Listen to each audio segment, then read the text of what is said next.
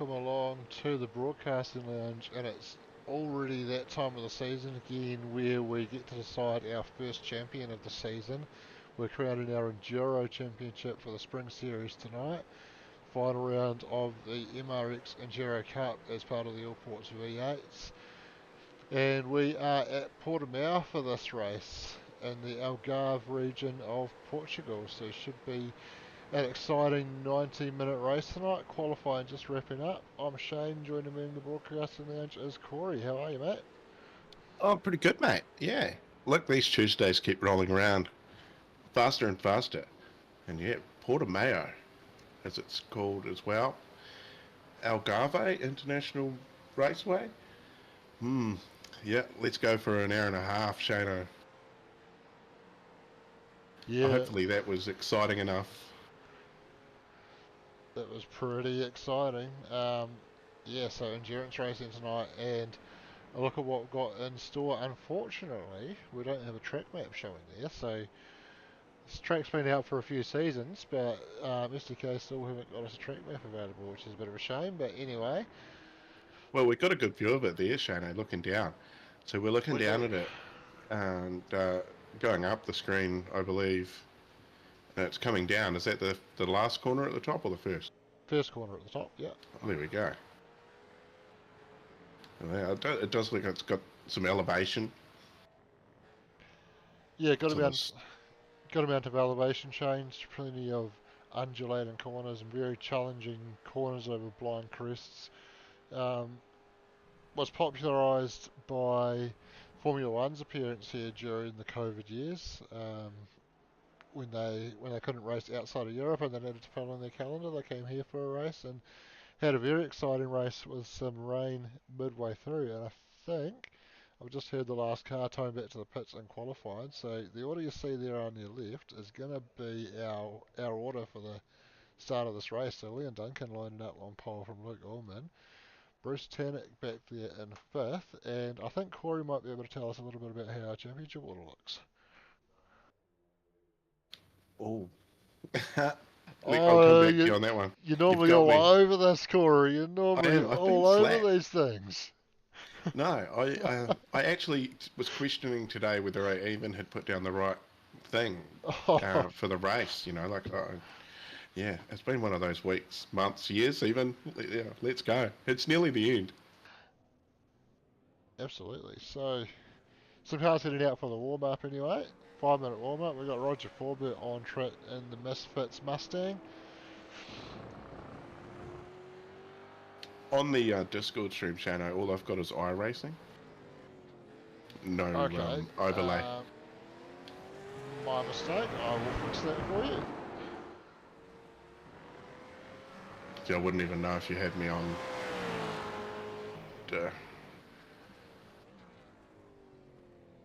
That's probably a bit better.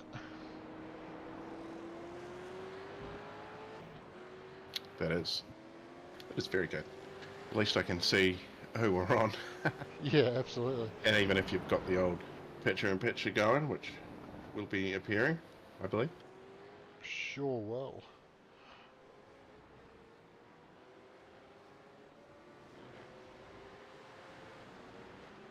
So Roger Forbert just out there going around on an outlap at the moment.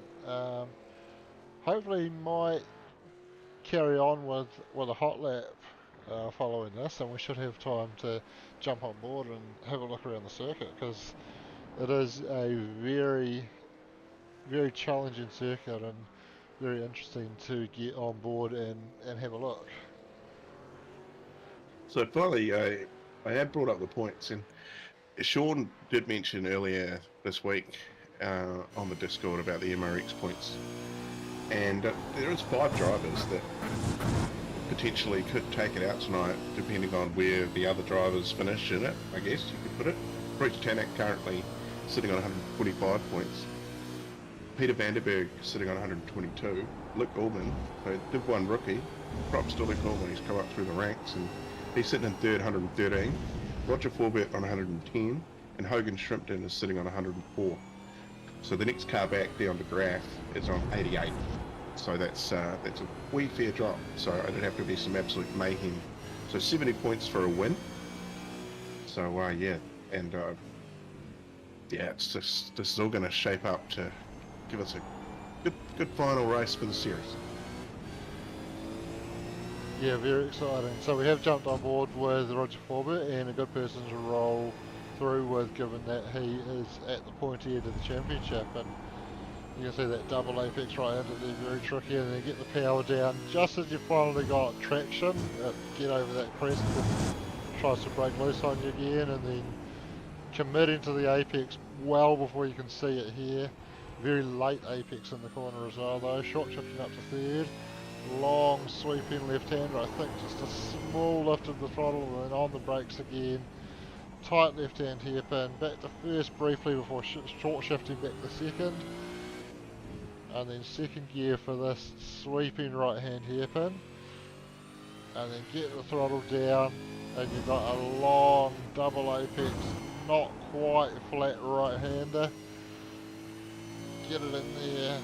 Absolutely flat out in a Formula 1 car, but fairly sizable lift in a V8 supercar, and coming across the line now to complete a lap of Portimao.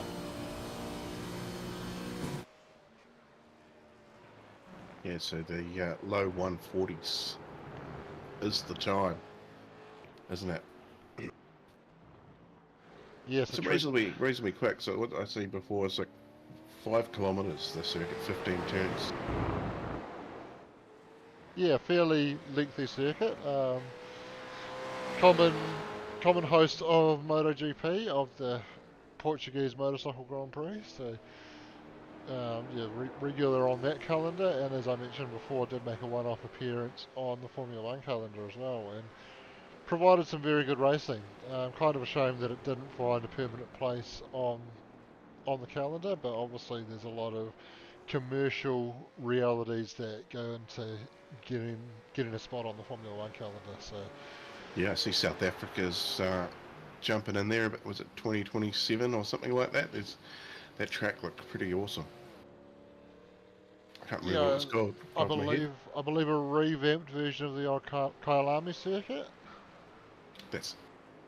Yeah, no, that's exciting thing, and we're excited here too. Gen 3 is coming, and it's roughly around what 31 days. So that's a month really ish. I can't wait. It's going to be great. But we've got a few series to wrap up before then, and some announcements on some pretty cool things happening before Christmas.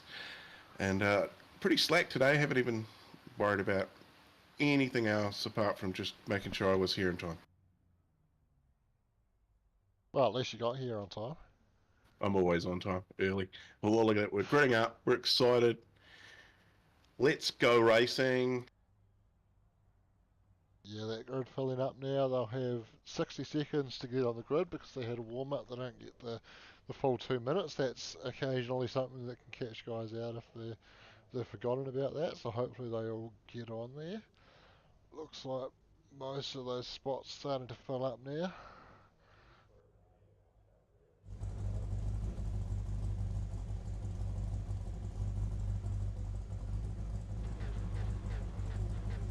Yeah, just trying to get a rough idea on the numbers. Close to 30, I think. Yeah, huge numbers again for our Enduro race. All in, no splits. And the lights are coming up, the revs go up, they're just about to get underway. And they're off, and it's a slow start for Luke Allman off the front row. He's dropping into the pack.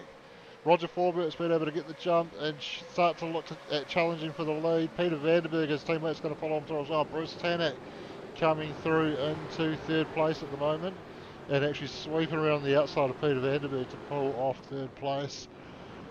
Looking back, Blake Greenhill making a move, heading up. Jason Cossey dropping back at the moment, and I feel like I heard some tyres screeching. No, it might have just been the sound of tyres going over that curb. Blake having a big wobble there onto the straight, gets it together. Coming down into the infield hairpin now. And a bit of tyre locking. Dan Nolan looked like he was under a little bit of pressure there into the hairpin, but he's been able to see that off. Leo Duncan leads from the pole so far and he's just pulled out a wee bit of a gap over Roger Forbert.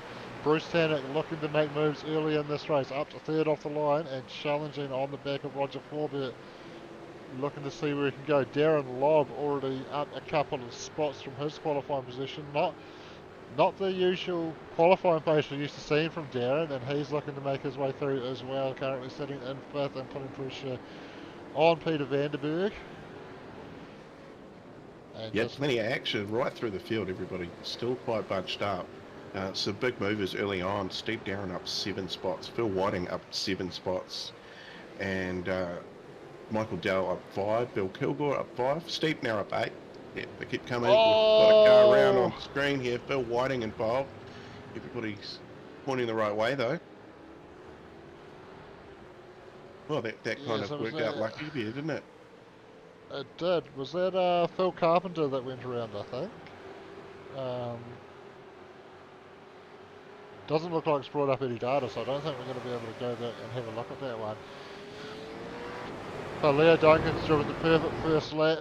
Still got Roger Forbert within a second of him though, but I think Roger's focus at the moment is going to be behind him on this guy, Bruce Tannock, who got an absolute ripper start. As big lock up there for Roger Forbert. He's run a little bit wide. That's allowed Bruce to get on the back of him, but he just had a little bit of a wiggle getting that power down. A little bit too keen to get that right pedal to the floor, and just saw him drop back a little bit. He got a bit too excited when he saw his opportunity there, and now he has to just think a little bit about Peter Vanderberg and his mirrors. Yeah, well, it's gone from Roger having the great white shark in his view, and then Peter now he's hunting it. He's hunting the great white shark. Bruce Tannock, current leader, who of the champion, Darren Lobb, having a look here on Vanderberg as well now. Luke Ullman, Tip 1 rookie too this season, doing very well. So he's third in the championship. So he's still up the pointy end of it where he needs to be. So everybody whose cards are on the table tonight are all there to play.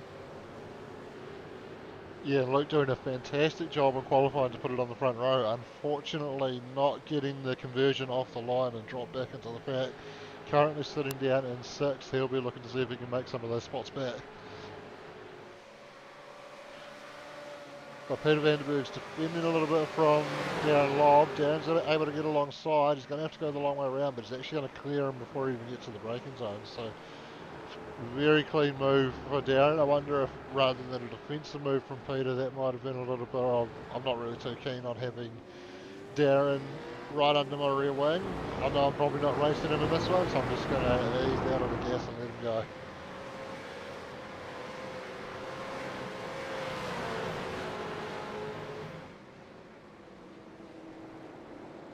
Yeah, Leo Duncan has had a great start.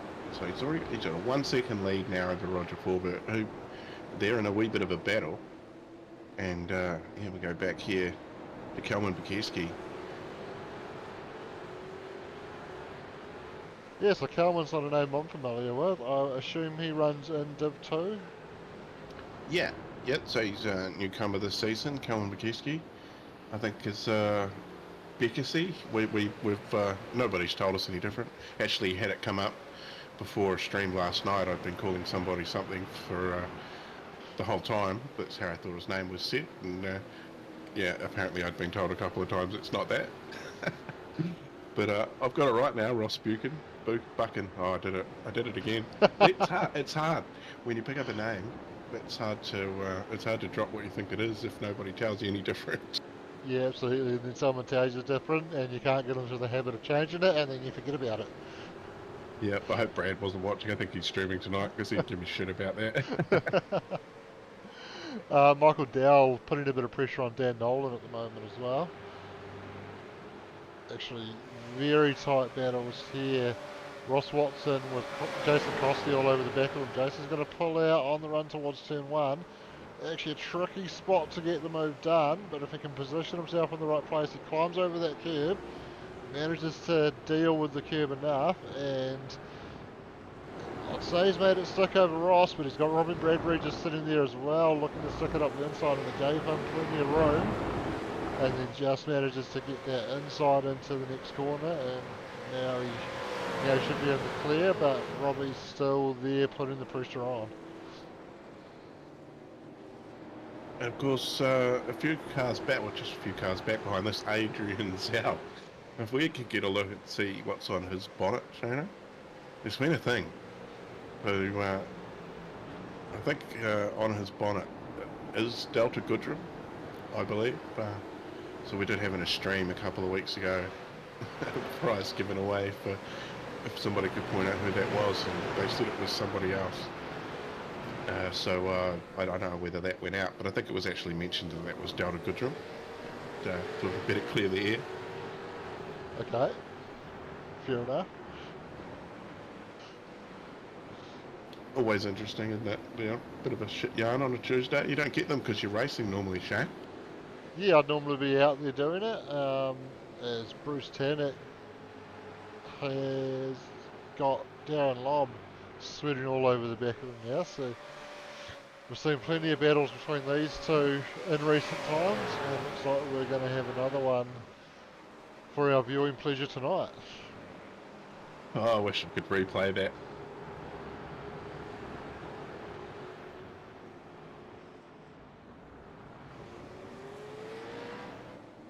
Oh, this is so that's bunching up too. These guys now. So I don't know. Bruce is not being a traffic jam.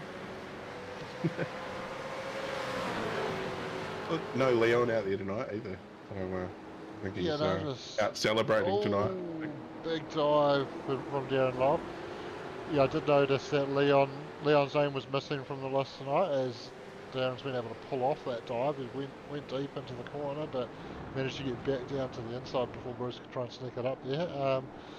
Yeah, it is Leon's wedding anniversary, first wedding anniversary today, isn't it? So I feel like that's gone incredibly quickly. Yeah, so big congratulations to Laura. She got through 1 year of being married to Leon. And of course, Weircrafter is Laura, and we appreciate her for supporting the Racing Week sponsors over the years. And yeah, so we wish them well today. They can have a drink, pull their feet up. Hopefully they're not sitting there watching this.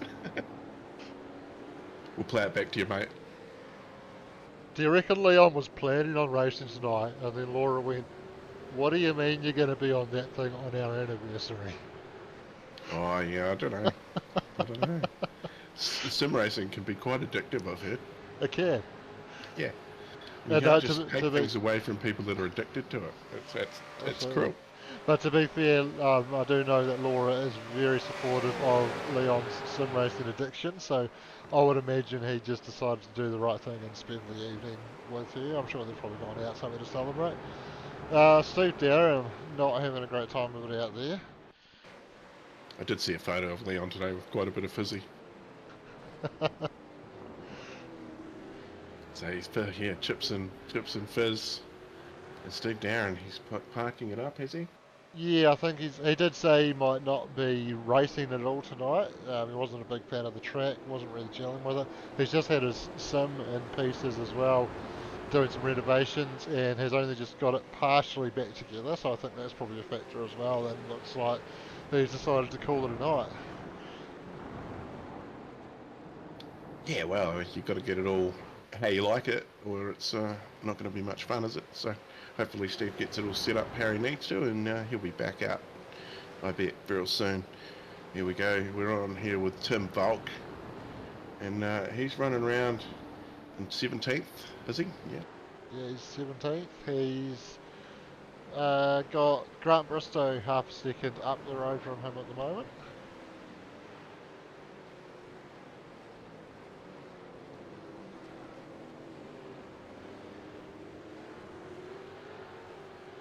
Actually, Grant has joined Reaper Racing. That's something I hadn't picked up on until just this moment.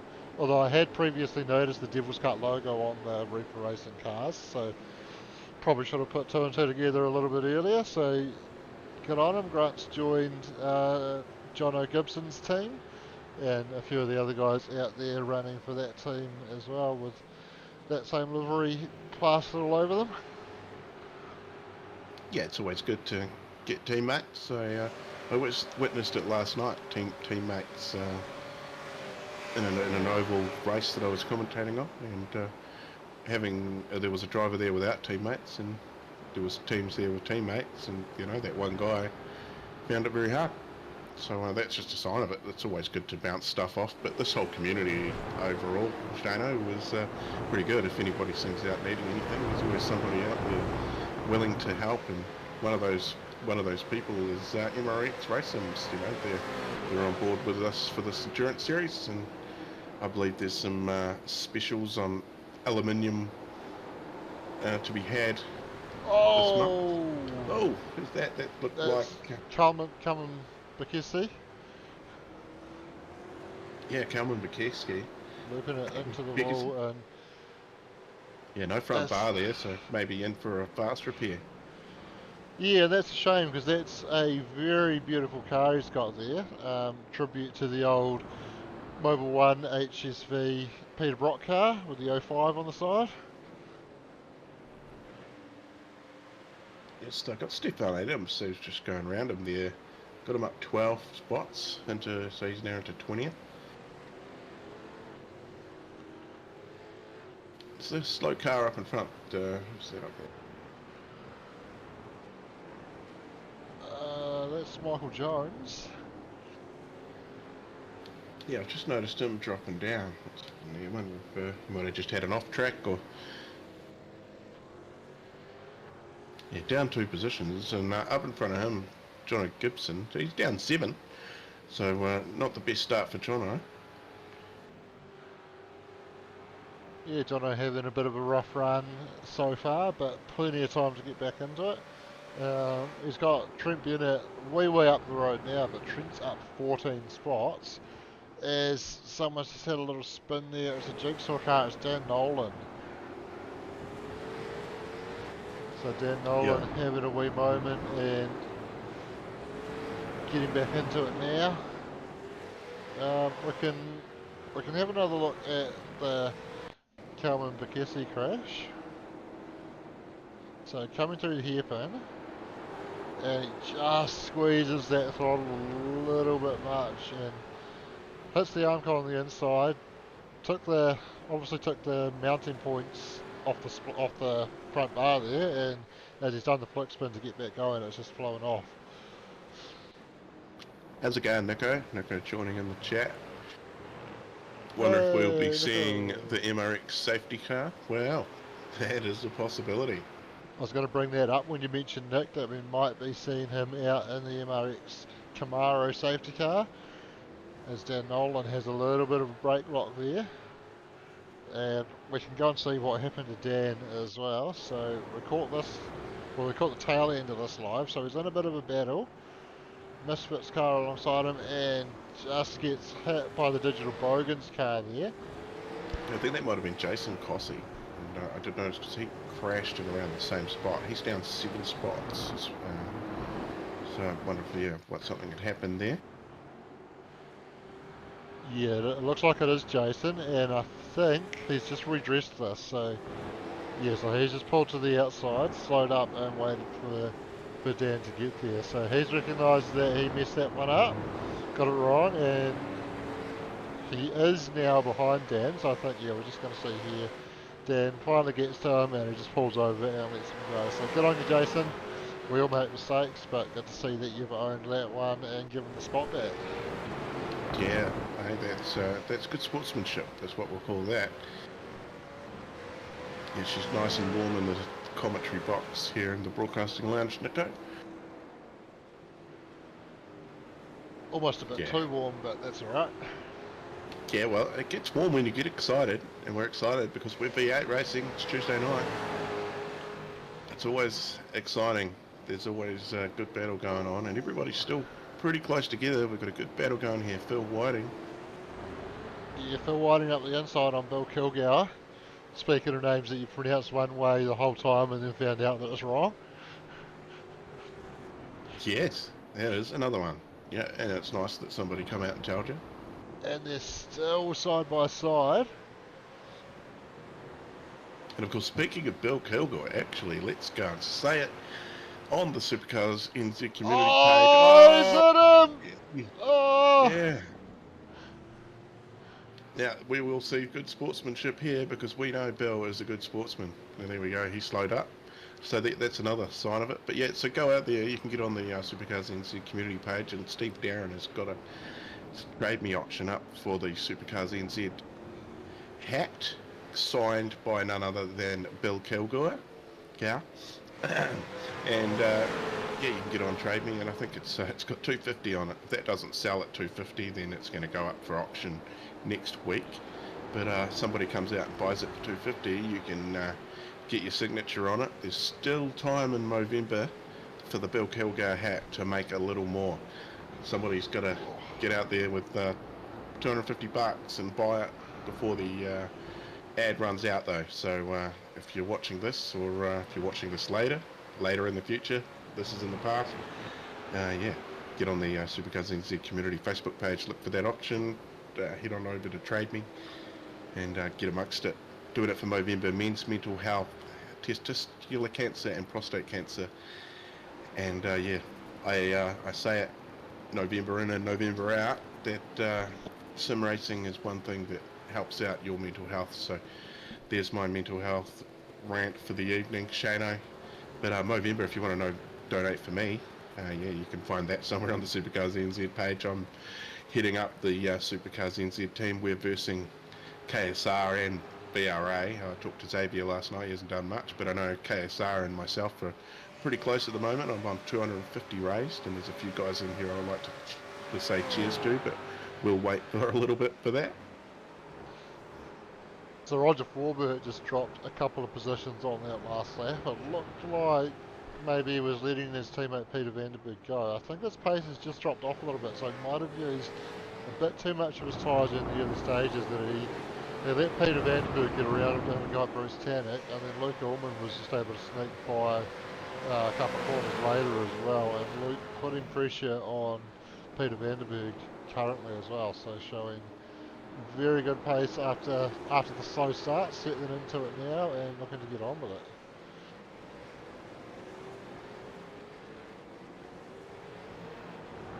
So Bill Kilgore's jumped to the pits as well, unfortunately, and looks like he might have called it a night because it doesn't look like he's come back on track.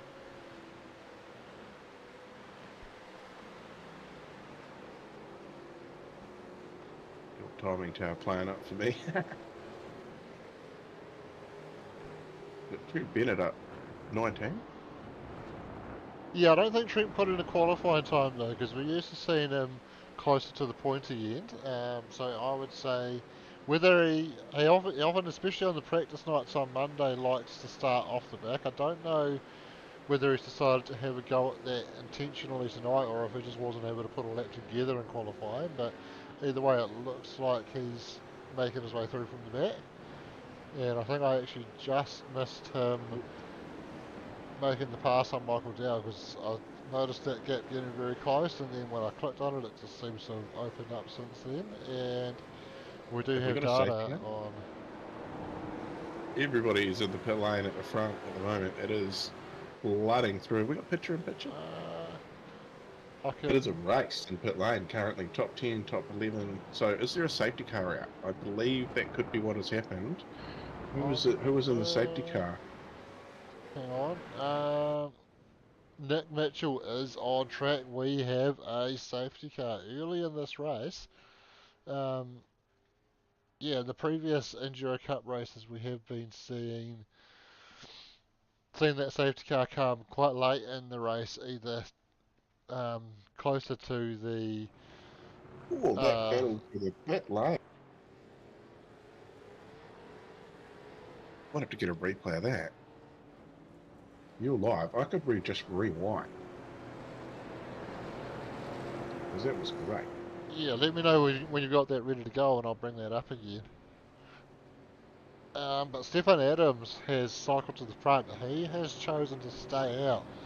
So that's an interesting strategy. 20 minutes into the race, obviously a little way short of that 1/3 mark, but I believe the pit window would be open. So very interesting that he has chosen not to take the opportunity to come in and get some fresh tyres and some fuel in the car.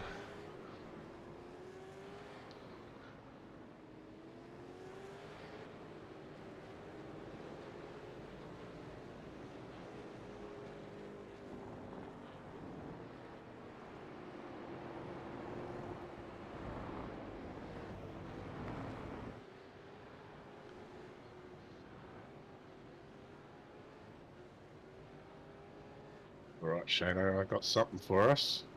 Alright. I'm gonna play it at half speed.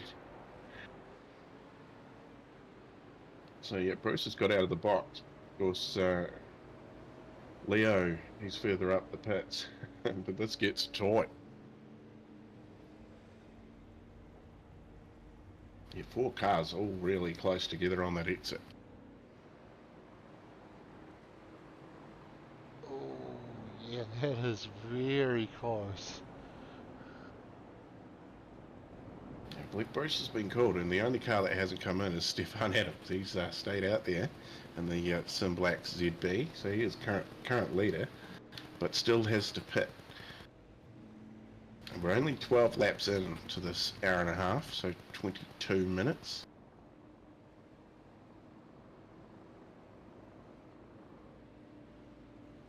Yeah, so still a long way to go. That gets most of their first stops out of the way. As you say, Stefan's still to pit. Yeah, so Bruce doing a great job. Oh, Stefan pitting now. So that's a really interesting strategy because he's going to cycle all the way to the back now, but he's going to have a little bit more fuel in. And Chris Zalewski actually also hadn't pitted, but he was a little bit more buried in the pack. But he's choosing to come in now and get that stopped out as well. So, um, yeah, so I think, had we seen a little bit of an issue from Stefan earlier? He may not have seen the safety car announcement that would have come out, and may not have heard it on the comms. Could be any reason, and he just missed his pit bay that time around, and that's just how it ended for him. But there's still another lap behind the safety car for these 2 cars anyway. They'll get back up behind the field, and he'll have to fight back through for all those places. Yeah, that's right. I do just wonder though if Stefan was maybe already at or near the back, and same with Chris Zalewski, who's actually jumped Stefan in the pits there as well. But I wonder if they were at or near the back already, and they decided they'd be better off being at the back with a little bit more fuel in the car. Yeah, Could be a strategy. strategic thing. We love that in a long race, which you do have is restricted on fuel. And compulsory, well, not compulsory pit stop, you just don't have enough fuel, so you're going to have to stop. Probably a 2-stopper, I'd say, would be it tonight, eh, Shane? Yep, should be a two-stopper, I believe. I'm just getting a little bit of distortion coming across your mic, Corey. It sounds like you've got an Apache chopper in the background when you're talking. Oh, okay.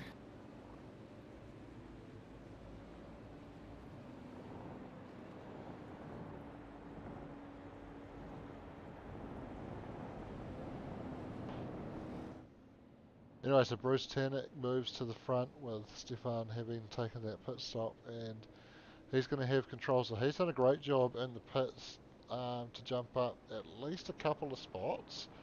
I think he was third when the safety car was called.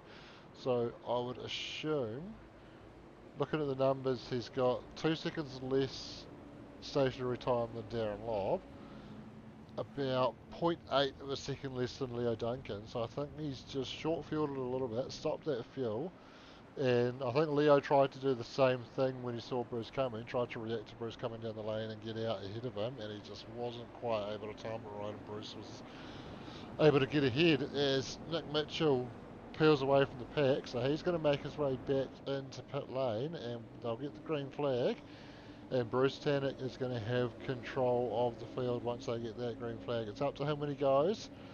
They can overlap from the apex of the final corner, but they can't pass until they get to the start-finish line. So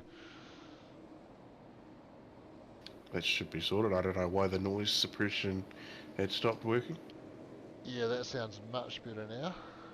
Was it like that the whole race? 'Cause It had been coming and going a little bit, but it was certainly much more noticeable just in those last few minutes as Bruce puts the foot down now, gets underway, and he's had a great restart. We're going to have 3 wide here involving Peter Vanderberg, Roger Forbett and Luke Allman.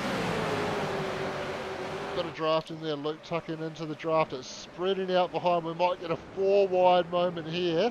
Almost yeah, matching Blake the 5 Greenhook. wide we had at. Oh, as Roger goes around and he's going to drop. Oh, the way to the back. He has to sit and watch everybody go around before he can rejoin. Another car, is it Coleman Keski, Dan has gone around as well. Dan Nolan off as well.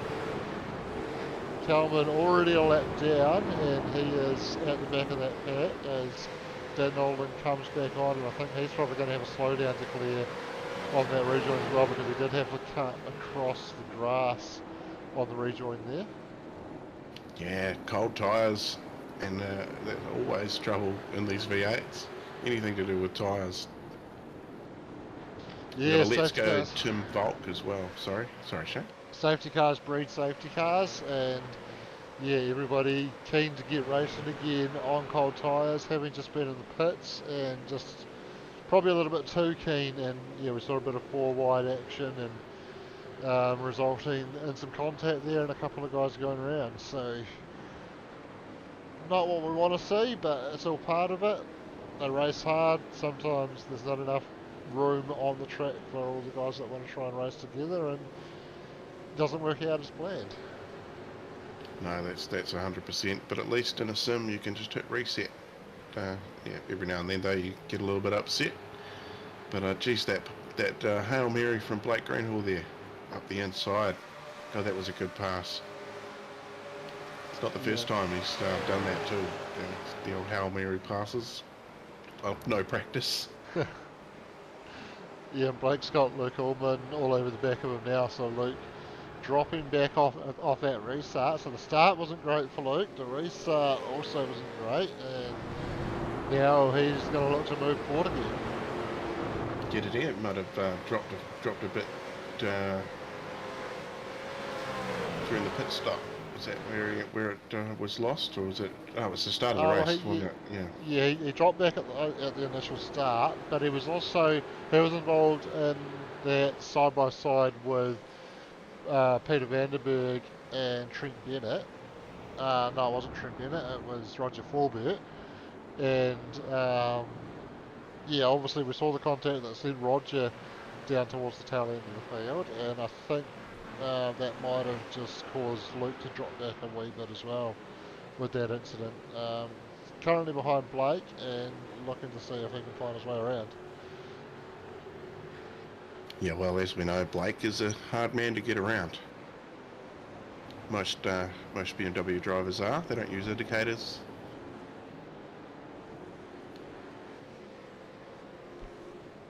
Yeah, I was going to say I don't think this Mustang is fitted with indicators, but actually the supercars in real life are fitted with indicators. Of course, I think the Mustang just flashes the brake light on one side. Yeah, very American, isn't it? But of course, Really? I think that's the same with the Camaro. I think, yeah, that's an ugly butt, that Camaro one. But yeah, no, well, it's looking pretty good at the moment, but it's still going to be pretty tight at the top. And Bruce Tannock's probably still at the moment, as we sit, still with an hour to go. He's probably done enough. If he can stay there. So Bruce, after a decent restart as well, just dropped back behind Leo Duncan and Darren Lobb. Didn't quite catch what happened there, to be fair. No. Leo Duncan last time round fastest lap of the race too, a 1:42.39. So he's got some pace. Yeah, that's pretty rapid. I wonder, just after a restart where they've had to pit quite early in that window for the first stop, I do wonder is he just using a bit too much of the tyres this early on in what's probably going to be needed to be a long stint.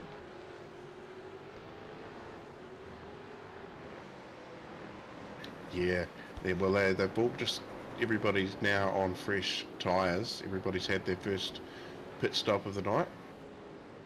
Although saying to me Andrew Johnston hasn't, but I believe he probably has. Yep, I've got Andrew Johnson showing as having made a pit stop.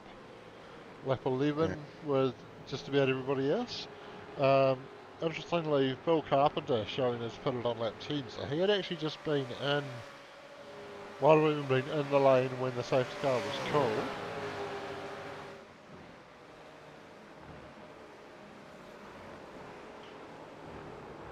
Yeah, Oh, that's a very lucky place to be. yeah, well, it's probably a little bit neither here nor there really, because the drivers can push on to the pit lane once the safety car is cold. They don't have to slow down until they're on the back of the safety car or on the safety car queue. Of course, they do have to slow down in the pit lane when they come to the pits, but that's standard at any time. But yeah, I don't think there's a huge amount of difference between the time lost in the pits whether you pit under green or yellow, although that being said, it does often happen where as soon as that yellow comes out, a lot of the guys switch into cruise mode straight away and just, yeah, momentarily slow down out of habit and then remember that they can actually push onto the pit lane and they need to get a move on. Yeah, of course, everybody comes into the race with a different strategy, don't they? Like before you've even hit the grid for the race, you've thought about it, haven't you? Well, you have to. You got to work it out. How's your fuel? You know, how much are you using? Because everybody's different too. Like, Yeah. you know, some people are really bad on fuel, and some are ace at saving it. And fuel saving Some can win you a like race, can't it? Sorry, Shane. absolutely. Some like this guy who actually, I think Blake must have had a little bit of a moment there because he's just dropped back a fair bit from where he was. Oh, yeah, he's heading off track. So Blake Greenhill going off track.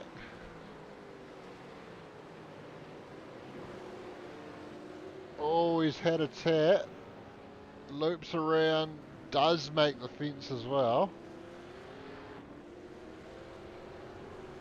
And I think that was Jason Cossey again, who, again, doing the right thing and slowing up and letting him pass. But, yeah, Jason not having a good night, involved in a couple of incidents that he's just had to redress there. I'll tell you what, I'll cop it if I get in trouble. But I want to get him out a Napa hat. I know we've got quite a few hats, but I reckon I want to send one out to Jason Cossey because I think it's pretty cool that he's done it twice. He's recognised what he's done, and I'm not saying that that should always be rewarded, but I feel like I've seen a good bugger, and yeah. So if I get in trouble for it, but so be it. Jason Cossey, you can have a hat. Yeah, I like that. That's a great idea, Corey. Well done. Yep. Well, he's in here, and I hope he doesn't give up.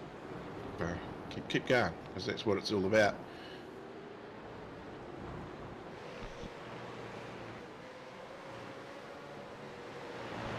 Absolutely. Apologise for the late delay there. I had to mute my mic for a massive yawn. No, that is fair. It is late. It is 5 to 9 on a Tuesday, and we're where we are every Tuesday, waiting for the 3 hour power at 9 o'clock so I can do my Oh, dishwasher. Oh, we've got some action. Dan Devon Nolan. Axon, Dan Adams, Nolan. and yeah, sorry, Dan Nolan. Yeah. Yeah, Wow. Yeah, well, that resolved pretty quickly. Looks like 2 spots down for Dan Nolan, and everybody's still pointing in the right direction. Quite lucky. yeah, so Dan just attempting to fire it down the inside on Stefan there and making contact in the corner and both guys going around. We can have another look at it. I'm just wondering what a good angle might be. Let's try this. Sorry. Selected on the right one. Alright, let's try this.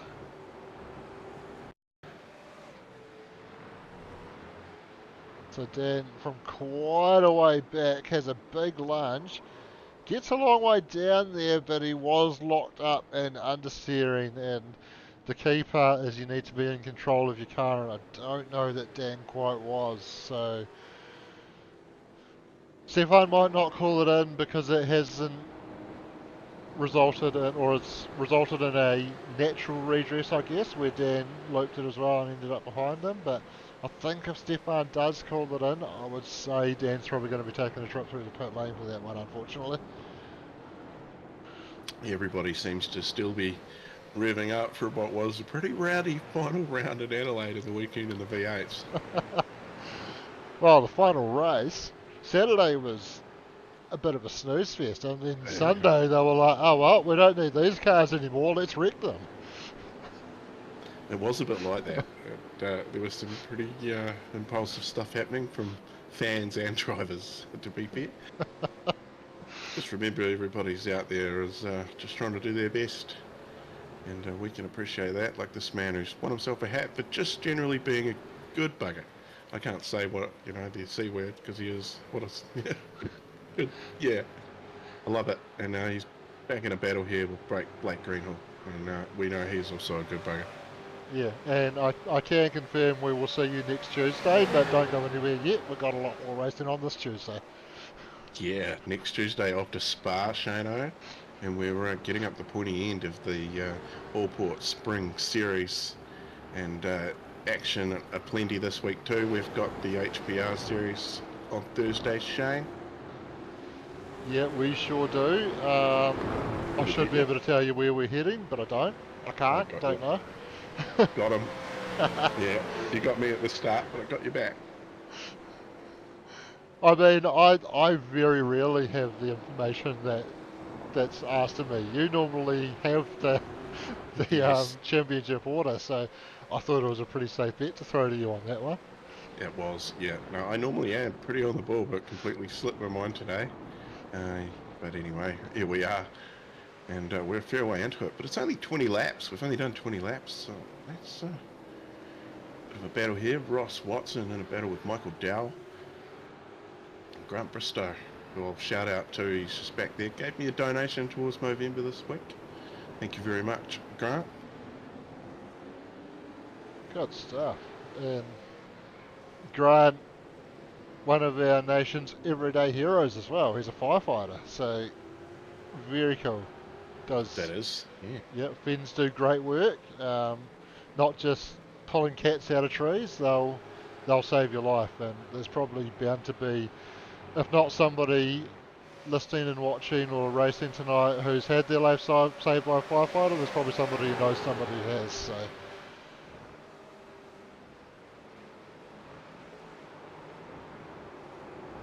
Yeah, no, you're 100% on it there, Shano. And he's out here enjoying it, having a good time, and I believe he was at the Bathurst and cooked some really awesome meat for you boys. Yeah, and whether it's up for debate whether it was his fault the alarm went off or not, but someone invited one of Grant's colleagues along indirectly. Yes, I heard about that, but actually excitement too. Absolutely.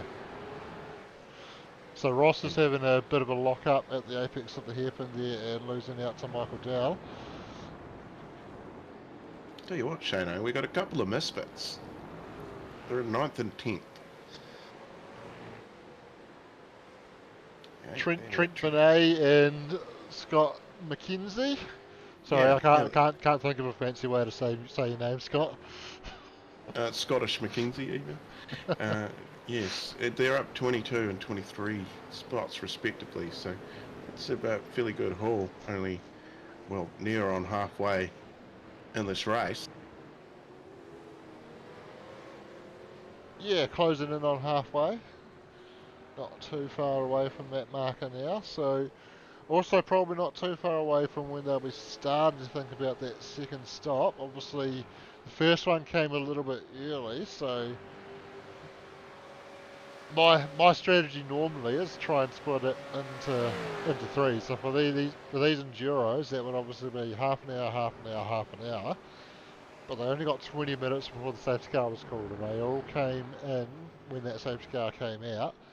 So they've only managed to get 20 minutes in the first stint, so they're going to have to extend somewhere. Do they split the rest of the race in half and come in at about 55 minutes, or do they stretch this out to that 1 hour mark? Do they stretch the final stint out to an hour and come in at 50 minutes gone? We're going to have to wait and see what they all do. Yeah, we just had a couple of misfits cars coming together. Oh, we had one on screen. We're talking about them. They've had a bit of a tough Roger but Ross Watson was in there. There was a good tussle for positions going on here. Oh, that is unlucky. Yeah, teammate on teammate. That's never a nice feeling when you've taken out your teammate.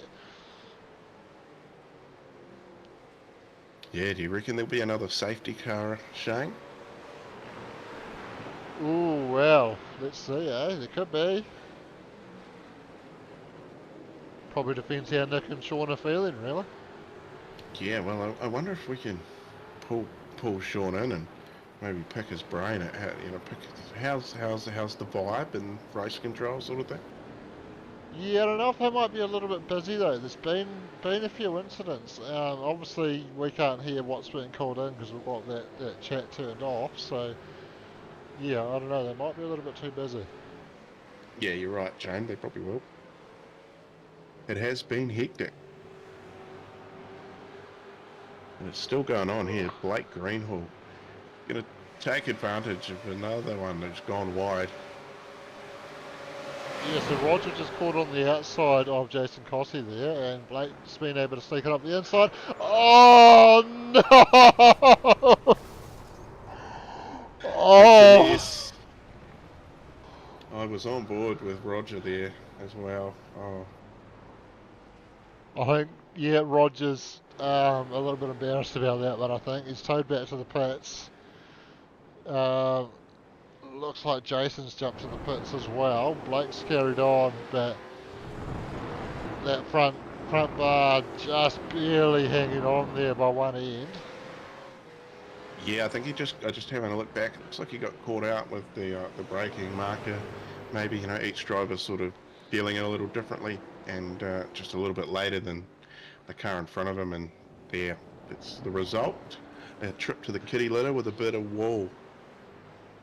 There goes the front bar for Blake. Yeah, it's very hard, especially when you're as close together as they all were, and that was a very tight bunch coming in the front straight. And yeah, it's very hard to try and predict when the other guy's going to get on the brakes. Obviously, there's, as you say, people have slightly different braking markers. Not everybody can attack the corner in the same speed, whether that's because they just don't have the same level of ability to hold the car at that speed through the corner, or maybe their setup's just not quite right to be able to take it at that speed. So yeah, a little bit of difference, a little bit of subtle differences in the braking spots for everybody. And when you're that close together, if the guy in front brakes a little bit earlier than what you're thinking he's going to, then it's very hard to get that reaction in time to not run into the back of him. And looks like that's what happened there for Roger, unfortunately. And yeah, after the initial contact, it's seen Roger go across into the rear corner of Blake as well. So very unfortunate. It looks like Jason Cossey is. Has he come back out? Still showing in the pits for me. Yeah. Yeah, no, he was. Blake Greenhall just coming in. Yeah, fast repairs aplenty. But Leo Duncan's still out in front. Opened up a 2.5 second lead back to Darren Lobb. Ain't no slouch. Yeah, Leo, not Leon. I'm missing you that much, Leon. I'm wishing you were here. Um, Leo, oh, has he just slowed up there, or is that just, was it just me, or was that looking a bit slow for that corner, or maybe not? Maybe I'm imagining things. Anyway, Leo new to the league at the start of the season as he comes to the pits and has to squeeze past. I think that was Alan Scott making his way in there, and a whole bunch of them following him in as well. That's why? Yes. It looks like I'm not live. Well, that's helpful. No, but pit lane is now flooding once again. So Leo Duncan first to get into his pit bay. Blake Greenhall coming out, was it? Yeah, I think Blake probably just finishing up those repairs. He did get waved around the pace car when he came out of the pits. Um, Yep, so we've got a car going past there. it looks like Darren Lobb going to be the leader as they make their way out of the pits. We've got, might have been a lapped car that I saw coming down the pit straight, not having pitted. But yeah, so Darren leads the race. He's managed to get the jump on Leo Duncan after they all piled into the pits, and he's going to have control of the restart. But we're just on that halfway mark, I don't think they're going to have enough fuel to get to the end. This is going to turn it into a three-stopper. Everybody's come in, or bar a couple at the back that are a lap down, haven't taken their second stop there. But yeah, the majority of the field and all the lead lap runners have come in, taken the chance to get some fresh rubber on, because let's face it, with everybody bunched up, you don't want to be the one guy on old tyres. Um, but yeah, long way still to go in this race, just over the halfway mark, and they'll save a little bit under the safety car, but I don't think that's going to be enough for them to get to the end from this far out, unless there's another very late safety car. But it's also going to mean they're going to have to go a long way on this set of tyres if they do manage to save enough to get to the end. Yeah. Darren Lobb, who's on screen here, is one that is known for going long on fuel. If they've got a sniff of being able to sneak their way home with some fuel saving, they're going to give it a hoot. A go. Yeah. Sorry about that. A hoot. What's wrong with me? Let's not open that door. Oh, yeah. That is fair. Trent Bennett, though, up 23 spots, found himself inside the top 10 now as well. Yeah, he sure has. And Scott McKenzie also up 23 spots, just in 10th position, so just inside that top 10. Interestingly, is it Adrian Zeal? Yep. Adrian just no loss or gain, sitting where he started, as are Robbie Bradbury and Peter Vanderberg. Oh, I love that. That's a good stat. Yeah. This far through the race, and you're exactly where you started. See Jason Cossey getting a wave around. Helman Bukowski on his way around as well. Yep, a couple of wave rounds going on, so we're going to get one more lap under yellow while they sort that out. Alan Scott also, yeah, he's going to take that wave around now. I was going to say I would assume he should be getting that wave around, and Roger Forbert's in the pits, so he's not going to be eligible. You need to be obviously on track to get wave around. Yeah, so I jumped in the Discord tonight, and Alan was in there early, like I've seen him most race nights since he joined, and just quizzed him on how he was feeling and being new to sim racing. So he brought a sim fairly recently through MRP, one of the sponsors for Thursday night, the HPR series, and he's brought quality stuff, and he's got a off-road racing background, so I thought that's pretty cool. And it was good to have a yarn and just being new to sim racing in general, but he's come from a fairly different sort of background. But yeah, I could give him some credit. That off-road racing, those guys are nuts. Yeah, they sure are. So I assume we're going to be going green this lap, so it shouldn't be too long before we see Nick accelerate away from the field here. It's going to give Darren Lobb control. He'll have to maintain 80 to 90 kilometres per hour until he gets the green flag. Once the green flag comes out, he has to do a consistent speed, so keep that 80 kilometres per hour until he chooses to accelerate.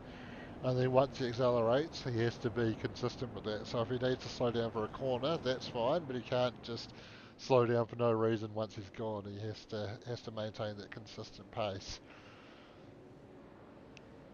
Yeah, so Leo Duncan losing the spot during the pit stop, and yeah, he's going to have to get up close to Darren, and we know Darren's going to be pretty quick off the restart. Along with Bruce, he's always on the money, and those two are probably together somewhere. Yeah, that's right. Leo still has the fastest lap of the race so far, though, so he's certainly got the pace to do it. Just depends on whether we've seen everything Darren's got to give, or if he's got another gear that he can find there to hold Leo off. And of course, even if Leo is a bit faster at peak pace, it's one thing to be faster, it's a whole other thing to find a way around a fast car. Yeah, especially a fast car that's fairly wide. Absolutely, and we know that Darren will defend like his life depends on it, and he'll probably be in a Discord channel with Bruce as well, and there will potentially be a little bit of cooperation between the two of them, and even as far as I would say Darren's probably going to give him a heads up when he's going to go, but maybe not, because Bruce wasn't pulling out a line ready to get that drive over Leo, but he's certainly been able to match Leo's reaction time. So, oh, bit of a touch. I think Leo was coming across on Bruce on the straight there, but they've been able to manage that without it ending in disaster. And Bruce has been able to find a way around. And Leo coming under pressure now from Peter Vanderberg. Peter thought about a move down the inside, thought better of it in the end. Michael Gunstone making a move on Trent Bennett. Trent just able to get back up the inside of this corner and hold on to that spot. A little bit of 3 wide in behind. I think that was involving Scott McKenzie. Oh, a lock up there for Trent Bennett. Sorry, actually it was Ross Watson, the Misfits car that I saw involved in the 3 wide there, and he is in the midst of a massive mid-pack battle at the moment. Tim Volt going down the inside of Jono Gibson, and Dan Nolan trying to get involved in that as well, and just bit of side by side with Jono, and in the end just having to slide in with Phil Whiting sliding in behind them. Peter Vanderberg taking a ton of pressure from Luke Allman at the moment. Oh yeah, there's action everywhere you look at the moment. Absolutely, it's insane out there. Well, we're over halfway. We've had 2 safety cars. Everybody's currently on fresh tyres, full tank of Go Juice. It's not a race to the end though, Shano, is it? Well, it is a race to the end. That's the whole point. No, they're going to have to stop again as well. Yes, Kind of meaning. yes, they are going to have to stop again. Absolutely. Yeah. It'd be good to see if anybody, I wonder if anybody actually thinks they can make it home from here, because I'd like to see somebody give it a go. Well, if anybody's going to do it, I would put good money on this guy. Yeah, light foot Balaki.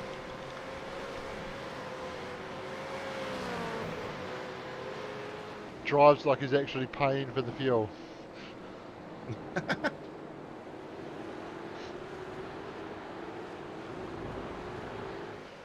And yet, still manages to get pretty good pace as well, even while he's fuel saving. Yeah, of absolutely zero practice, just turning up on race night and having a good time. Yeah. Oh! Grant Bristow in the background. Absolutely firing it off there. That's not even registered as an off-track, unfortunately, and probably has registered as an off-track in his incidents, but hasn't logged an incident for me to grab a replay of it. Yeah, there's close racing going on just about everywhere you look.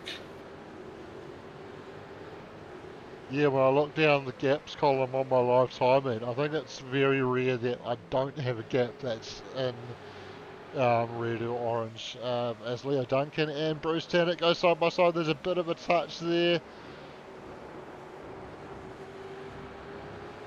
And Darren opened up a 3.6 second lead there too. So Leo Duncan not quite giving it up, but he's up the outside.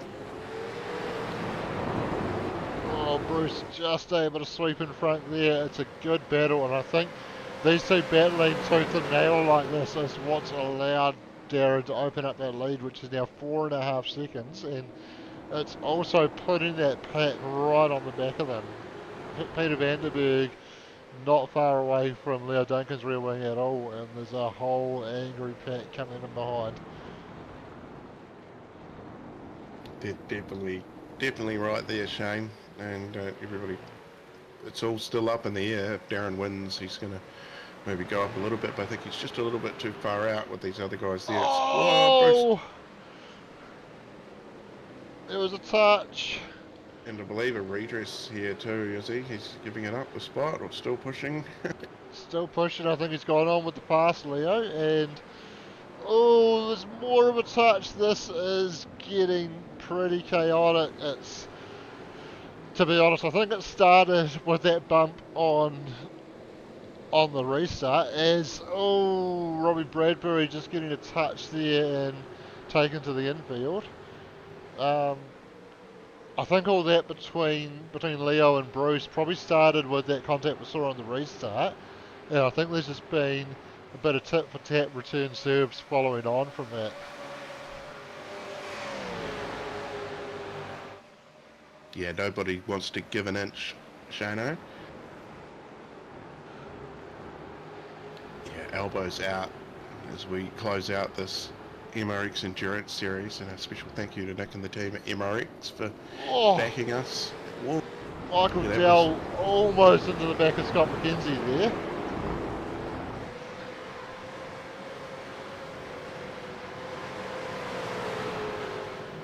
Blake Greenhall's just put a move on Tim Volk. And Jason Cossey's going to follow him through as well. Yeah, good to see Jason Cossey still out there giving it a crack. Love it. What we want to see. And he finds himself at this point in the race too. He's only down 8 spots from where he started, so good recovery. Yeah, very good recovery indeed. As Blake all over the back of Dan Nolan. Oh, bit of a touch there. And Tim Volk shooting off exit stage left. As he's stuck in the barrier there as well. Oh, he's got to toe to pit lane. That's unfortunate. With the Armcos in this sim, there can be glitches where you hit them and your car just gets caught on the Armco barrier, and that's what happened there for Tim, unfortunately. Yeah, look at this. He's is he saving fuel? I don't think so. He's honing away. 8 seconds, 8.2 to be precise. He's got the foot down. Now that Bruce Tannican is in behind, now he's under pressure too.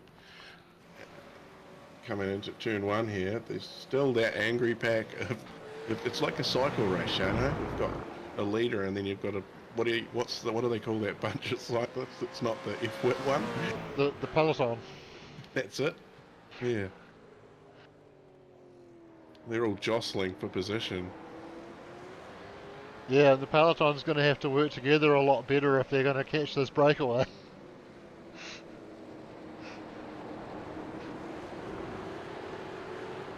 Yeah, well, is there any advantage in drafting? I don't think these cars are, well, they are good.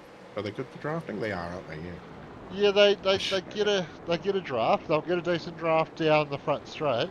There is a little bit of a trade-off as well in that they will lose a fair bit of downforce off that front splitter when they're behind another car. So yeah, a little bit of a trade-off there, but I would say in the overall scheme of things around this track, the straight's probably long enough to cancel that out, and yeah, probably slightly quicker with a draft than without it.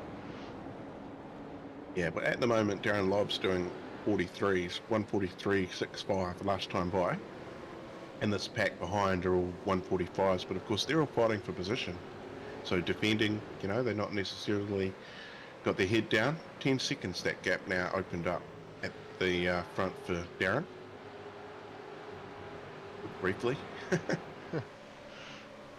Yeah, so that's massive in, what's it been, about 10 minutes, probably just over 10 minutes since the safety car came in, as Bruce and Peter Vandenberg go side by side.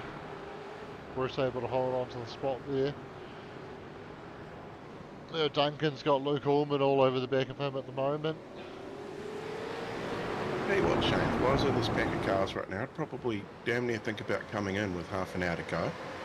I reckon that we're around that time now where people are going to be able to get home, aren't we? Yeah, they should comfortably be able to get home from here, as there's a touch between Peter and Bruce. wow. Something about this track, or maybe it is just that they've all watched the guys on Sunday doing it in the real things, and they've just decided I can race like that too. But certainly plenty of incidents tonight. Oh! As Scott McKenzie and Adrian Zeal come together, sorry, no, apologies Scott, it was, I think, Ross Watson. No, it might not have been Ross either, I'm lost. Yeah, that's okay. It was a Misfits car anyway, and Adrian Zeal. You've got Adrian Zeal crash come up in data. Yeah, I've got that data, so we might be able to pick it apart in more detail if we go and have a look at it. It was 503, so I got it right the first time. It was Scott McKenzie, and well, I don't know where Scott was supposed to go there. No, it's kind of hard when a car is in front of you like that. Yeah. That's one thing you got to think about. Well, sim racing, you got to be looking in your mirrors everywhere because a car can come from anywhere at any time. Yeah, that's right. And all I'll say is if Scott went any further left, he was going to be on the gravel. So,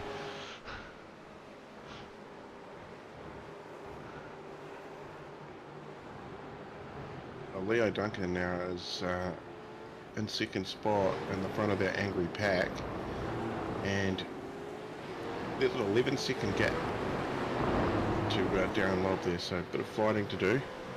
Slightly pulling away from Luke Orman.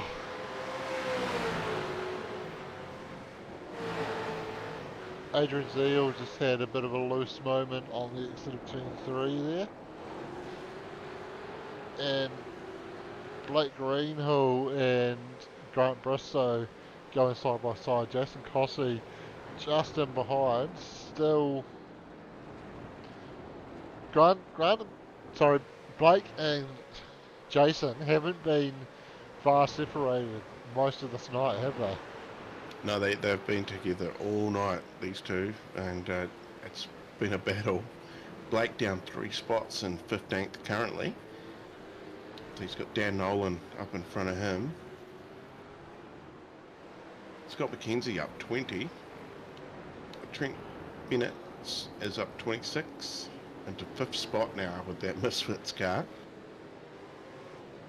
Yeah, that's a mammoth effort off the back of the grid, and in front of Bruce Tannock as well, which we'll know how quick Bruce is. So Trent will be very happy to be having a battle with Bruce and surviving it so far. Oh no.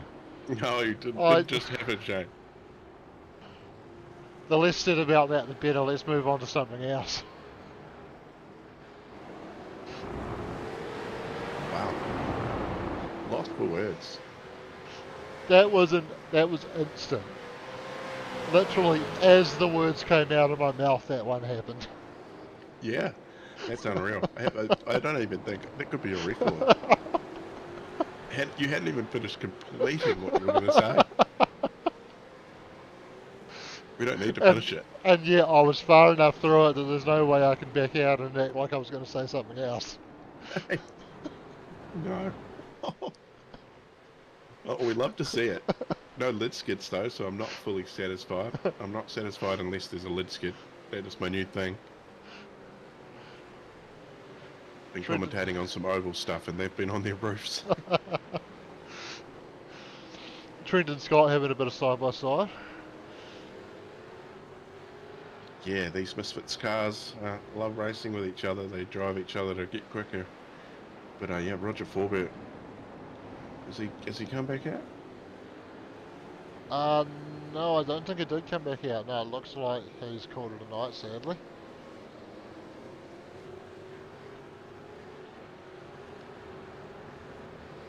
Yeah, looks so we've still got 24 cars running, I think.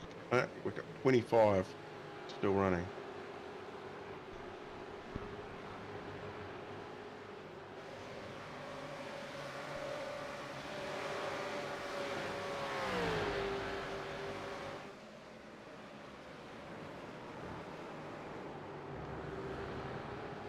So there's still no sign of anyone else coming down the lane, Shane. So Yeah, it's got to be one of these guys that are in a battle, I reckon. And is anyone thinking of any sort of undercut? Because I don't know if you can undercut a 10-second lead. Yeah, I think Darren's pretty safe from any sort of undercut there. Um, yeah, I don't know. I'm interested to see what's going to happen because it's halfway through the race, so 45 minutes remaining.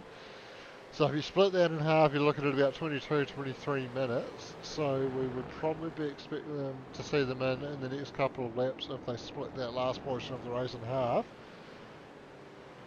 Oh, we see Michael Dell there went really wide. May have caught a little bit of grass.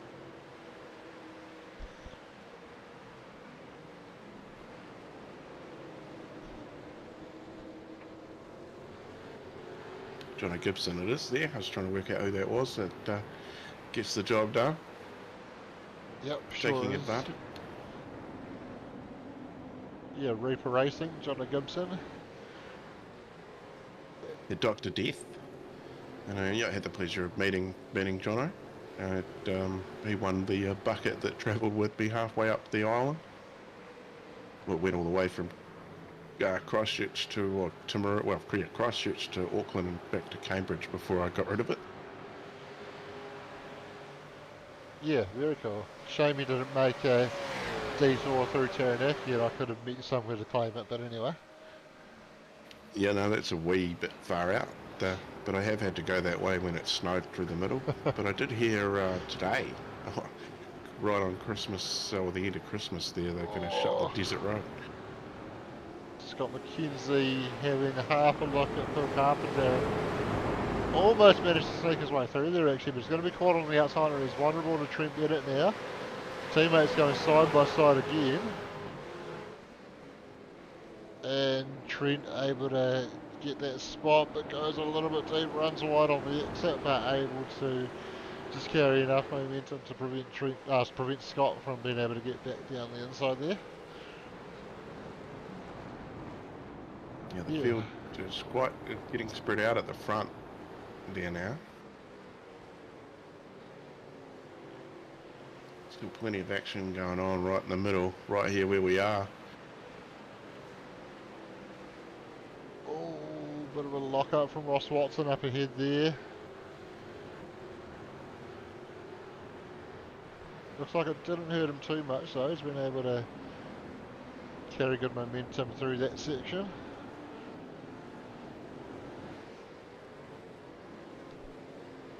So after all of that, Scott McKenzie is our biggest mover. They're up 20.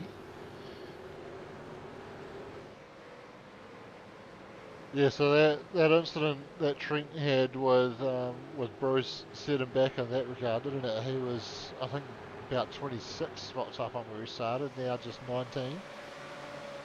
I'll say just 19, like it's a small achievement to gain 19 spots in a race.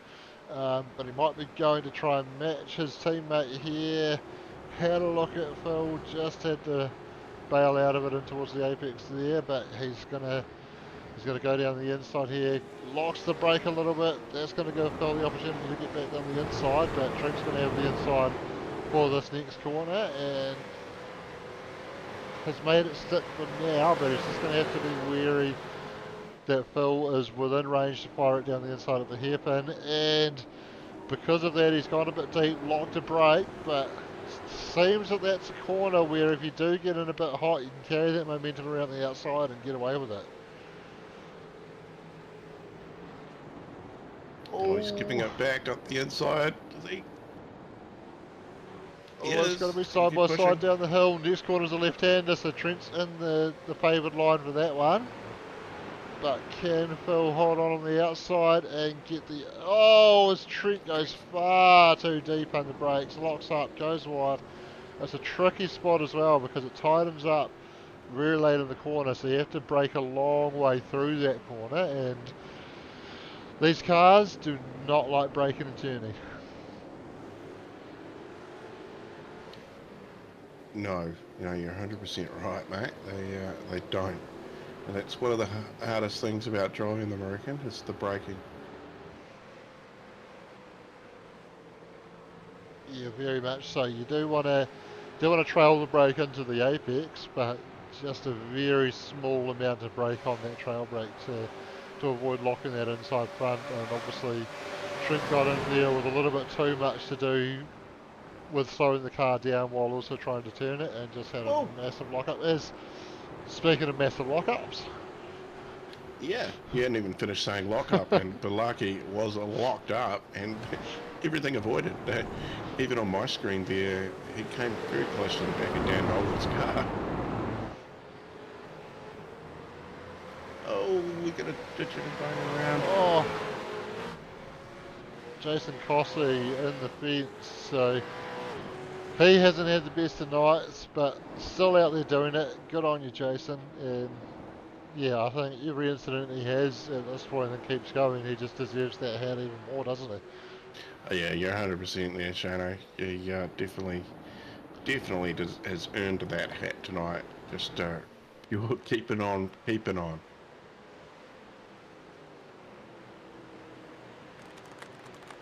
Woo! So we're inside 20 minutes to go. Still nobody coming in to take that third stop, so I'm thinking they're all pretty confident that they've got the fuel to get to the end. Yeah, well, if you've got a whiff of it, you've got to take it. Be interesting to get some insight.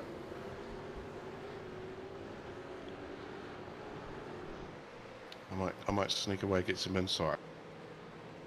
Very cool. Corey Kitchen going into roaming pit reporter mode.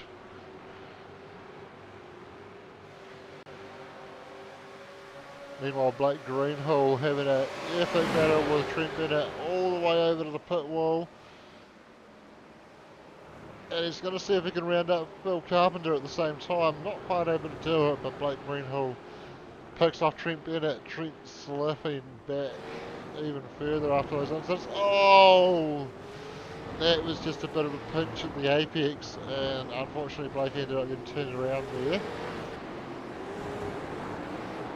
Probably just a racing incident on that one. Blake right up behind Phil Carpenter, locked up, had a bit of a touch on the rear bumper of Phil, and ended up getting tagged by Trent Bennett afterwards there. Trent Bennett also... So we just saw this moment involving Phil, Blake and Trent, and Trent actually redressed that one, but I'm not sure he really needs to, because it was really just the checkup that saw him with nowhere to go. So I called that a racing incident, and I'm sticking to that, but Trent obviously felt like he had done wrong there and redressed that one. Anyway, go ahead, Corey. What information have you been able to get us? Yeah, they reckon they're going to get home, and yeah, I was in there while something was going on. There was some go. But I realised I couldn't see the stream at that point because I'd left here. Yeah, funny how that works. When you leave the room, it's a bit hard to see what's on the screen. Yeah, 100%. But yes, reckon they're good to get home. Oh! So. Who was that? Was it Grant? He's ended up in the pit lane. I don't think that's where he was planning on going, but it's where he's ended up.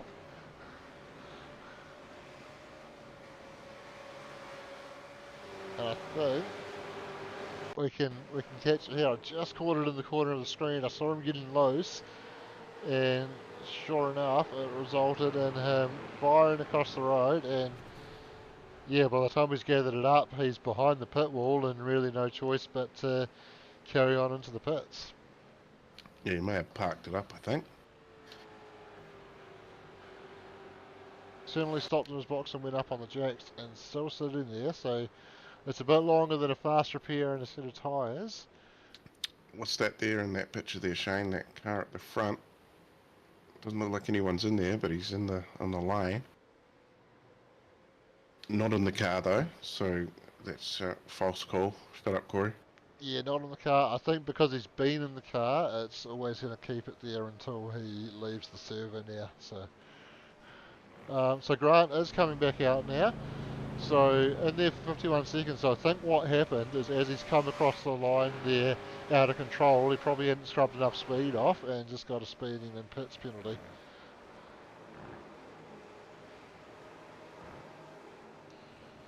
Yeah, true. That's a good point. He's lost a little bit of ground, Grant Bristow.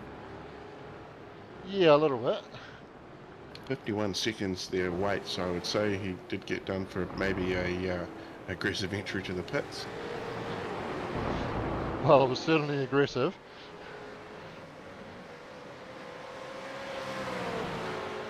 Dylan Radford, good racing, nice to see. Yeah, it's been pretty serious all race. Over an hour so far. Under 15 minutes to go now though, Shano. And Darren Lobb with an 11-second lead, you would say, has got it pretty sewed up. Yeah, I would certainly say he has. Nearly 12 seconds now, and yeah, 13 minutes to go. It's going to take an absolutely mammoth effort for anybody to catch him now, and I mean, Leo's been able to separate himself from that battle towards the front a wee while ago, and hasn't really been able to make any significant inroads on Darren. So I would say this is Leo's true pace that we're seeing, and yeah, I don't see any reason why Darren's going to suddenly slow down unless he has a bit of a moment out there. Yeah, ever so slightly quicker over the last lap, but not enough to really make too much of a difference. So it's maybe, yeah, it's very minimal. And not the biggest track, being over only like 4.59 kilometres, I think. We'll go with that. I think that's the number that came to my head. So Peter Vanderberg putting pressure on Bruce Tannock at the moment. Yeah, battle for 4th and 5th. Bruce is up one spot. Peter's down one spot. He wants it back. Yeah, he sure does. And interesting, in the not too distant past, we've been used to seeing Bruce right at the front of these races. Normally out front. He's had some good races with Darren Lobb when Darren's decided to come along. Darren's been here more regularly the last couple of seasons, but what we've also seen is Bruce being challenged a lot more by some of these long-time guys that have been around the league, started out in Div 2, worked their way up, and got to this level now where, and I'm not at all suggesting that Bruce is any slower than he's ever been, but these guys that have worked their way up, the Peter Vanderbergs, the Roger Forberts, the Trent Bennetts, these guys have put in incredible work, and I do realise that they were all Misfits cars that I just rounded off there as well. But there's certainly some big names that come to mind. Leon Ware's another one actually that was in Div 2 not too long ago and has worked his way up. And these guys put in incredible work and have seen incredible reward from it, and are really getting to grips with these supercars and able to race at the front of a field which contains some of the best guys in New Zealand at driving these cars in iRacing. Yeah, I'm with you there. That's a very good call. And that's what these big all-in races are about. Mixing it up. Get some guys out of their comfort zone. We've got some guys coming down the pit lane though, Shane. Have they gone over the incident limit? I believe they have. That'll be what it is.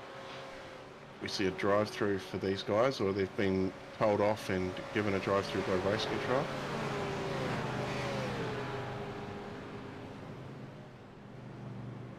Yep, so it looks like Blake just carrying on down the lane, not stopping in his box, so that's the drive-through, and same for Jason Costi in behind. So they've been through the pits 3 times, only taken 2 stops, but yeah, so unfortunately that third trip through the pits is just to serve a penalty. Yeah, so everyone's fueled for home, under 10 minutes to go, and that gap at the front down to 10 seconds. So ever so slightly, Leo Duncan has eaten into it. Yeah, I suspect a little bit of that is probably Darren just going, okay, I've got a comfortable lead now. He's not going to close this in. There's no need to take any unnecessary risks. I'm just going to carry on at a slightly reduced pace and just make sure that I don't make any mistakes. Yeah, and a good buffer between Leo and Luke Allman and Bruce Tannock as well. But he's got still a few eager racers in behind him.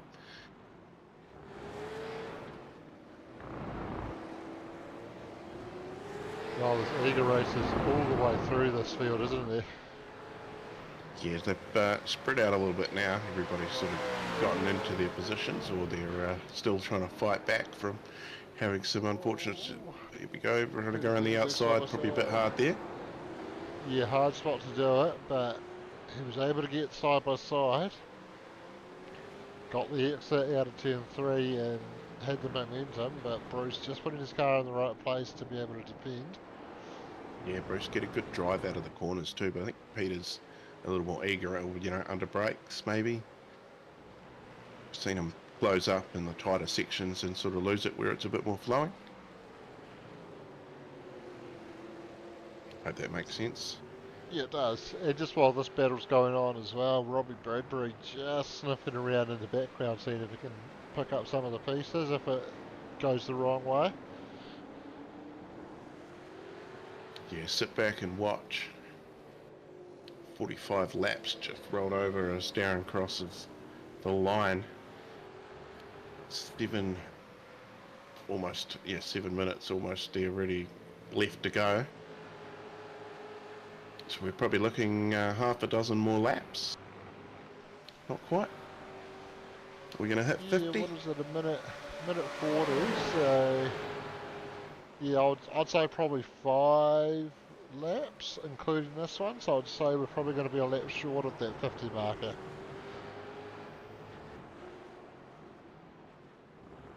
Ooh, Robbie's just had a thought about going down the inside on Peter there, but tucked back into line.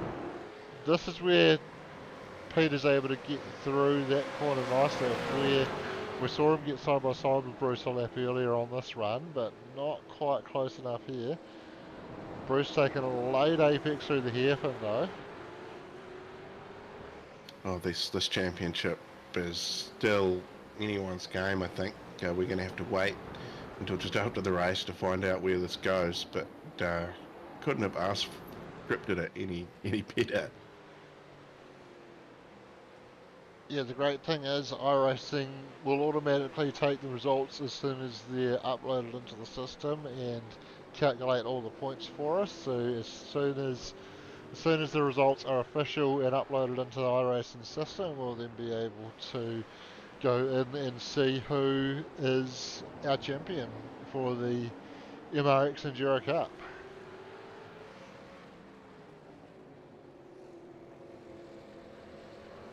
Yeah, these two still inseparable. For us down the field, there's really not too much action. Yeah, this seems to be where it's at the moment. There's a couple of close-ish battles going on. Peter getting the draft down the front straight though, and he looks to the outside as Bruce covers the inside. We'll just see if he can use that slightly better line to get a run on Bruce through the corner, but again, Robbie poking the nose out, so Peter's got the mirrors to think about as well as what's out on the windscreen at the moment. He'll be wanting to keep the eyes forward, and he's closer to Bruce than he was a lap ago, but still not as close as he was a couple of laps ago, and not close enough to have a dive down the inside. The gap at the front now, down to 9 seconds, Shane.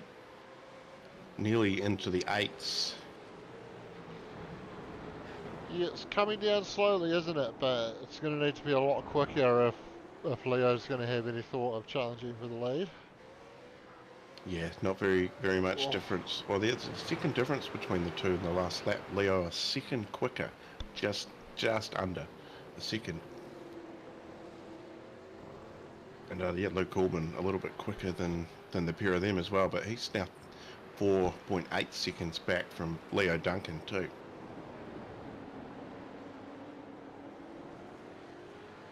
Yeah, so that's all spread out a wee bit at the moment, and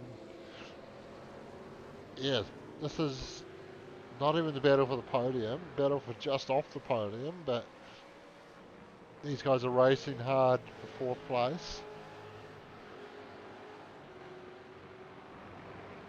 Yeah, so as it sits at the moment, Luke Allman is on 113 points. Bruce Tanak is on 125. So these are the two names where it could swing either way, but I'm not sure on how much the difference is between 2nd and 4th. I don't think it'll be enough. It'll be very tight. But I think it's merely just a couple of points difference, isn't it? I'm really not sure on that one.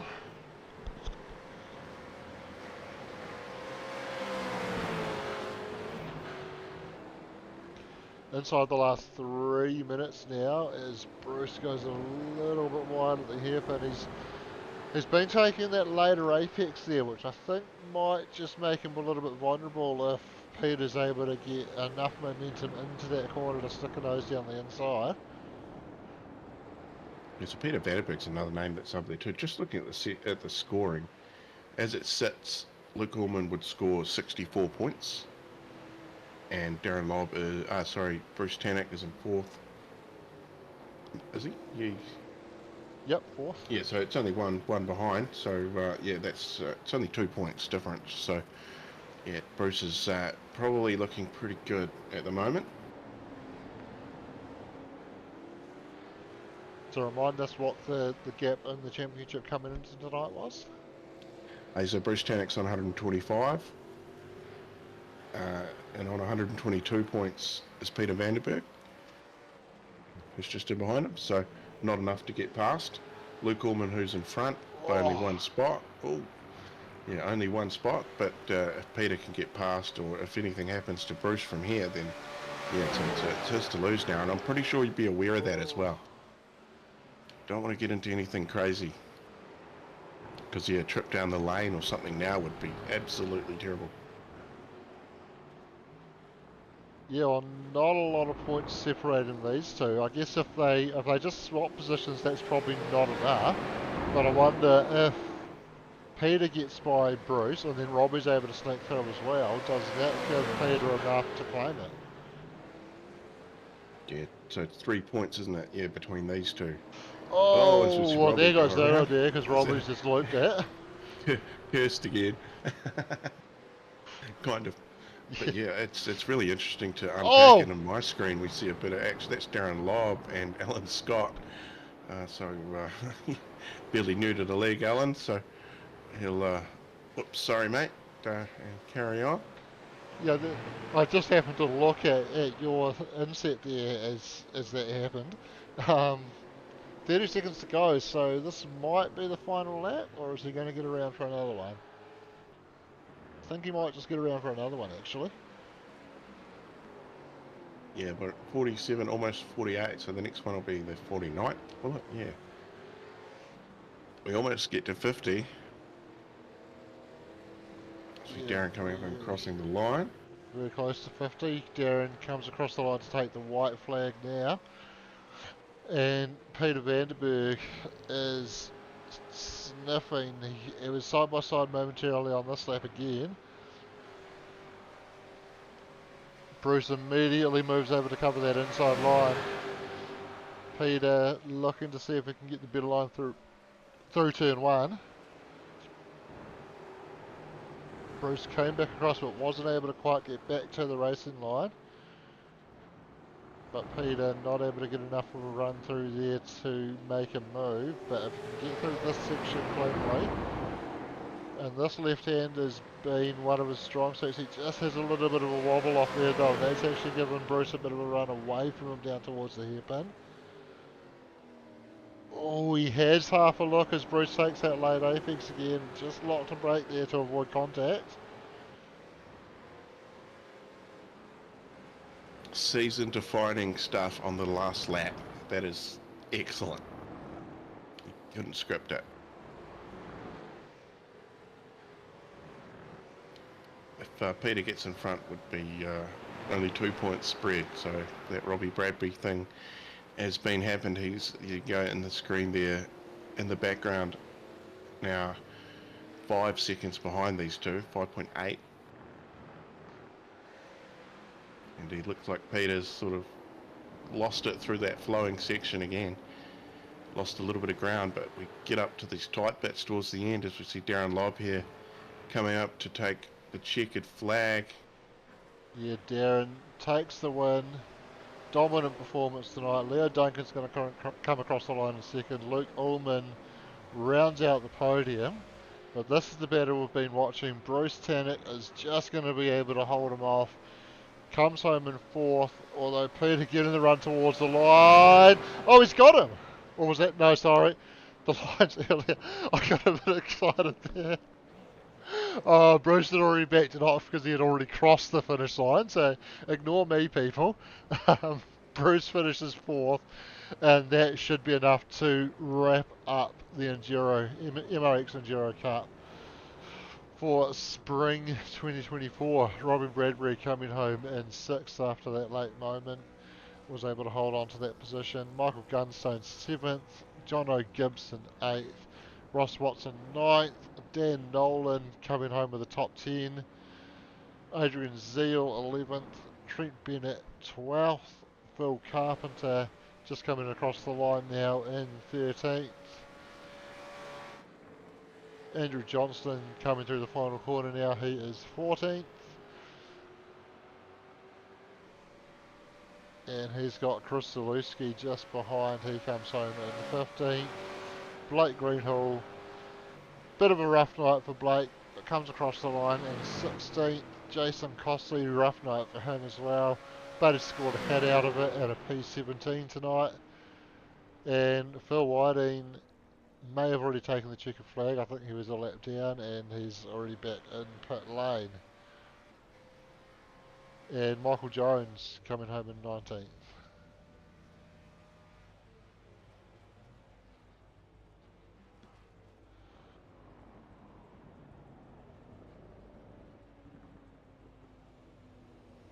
So that was an exciting race.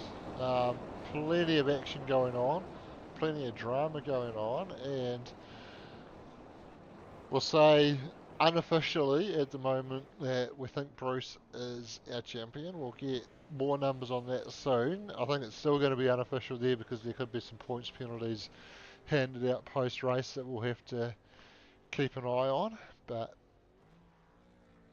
yeah, looks like Bruce may or may not be our champion. Yep, still waiting for that to come up, Shana. I just ducked away to, release the pressure.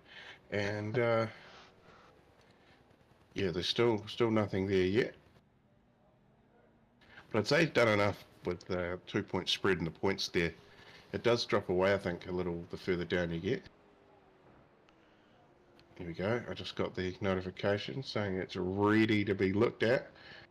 Oh, here we go. Well, the results came up anyway, so we'll go in and check out the season. No, it hasn't. Fibbed. Told a lie. But yeah, so 125 points for Bruce before the results come through, and 122 for Peter Vanderberg. So yeah, 3 point spread with the scoring. And where did they finish? Fourth and fifth, wasn't it? 61 and 58 points. Yep, so we can bring up the race results, or I would like to bring up the race results. Let's see if that does anything. There we go. So Darren Lobb taking it out. Leo Duncan there in second from Luke Ullman. Bruce Tannock fourth. Peter Vanderberg fifth. And then Robert Bradbury, Michael Gunstone, Jono Gibson, Ross Watson, and Dan Nolan rounds out the top 10. But yeah, so Peter fifth, Bruce fourth. So that that gap stretches, and Luke's come home in third ahead of Bruce, but I don't think that's going to give him enough points to jump ahead of Bruce, is it? No, I don't think it's enough. Yeah. No. Yep. So the points have come through. All right. So the champion is Bruce Tannock on 186 points. Peter Vanderberg in second on 180. Luke Gorman 177. Darren Lobb managed to get up into the top five into 140 points. Robbie Bradbury 130. Roger Forbert 121. Daniel Nolan 117. Well done on the top 10, Dan. Ross Watson 108. And Johnny Gibson 107. And Hogan Shrimpton rounds out the top 10 with 104. And I can't bring up Hogan's name on the screen because he wasn't in tonight. No, and winners, Darren Lobb winning 2 of the races and Leon Ware being the other winner. But looks like he only turned up to race for one of the races. Yeah, so that wraps up our Enduro Cup then, and we can confirm still unofficially that Bruce Tannock is our champion because, as I said, there may be some penalties to come through yet. While we did have live race control, drivers do still have the ability to submit a ticket through Discord, so we'll have to keep an eye on that and see if anything comes through that might result in a points penalty for Bruce. That would obviously then affect that result. But currently, on unofficial results, Bruce Tannock is our MRX Enduro Cup champion, and I'm sure he will be very happy with that. I'd say so, yes. So nobody waiting in the waiting room.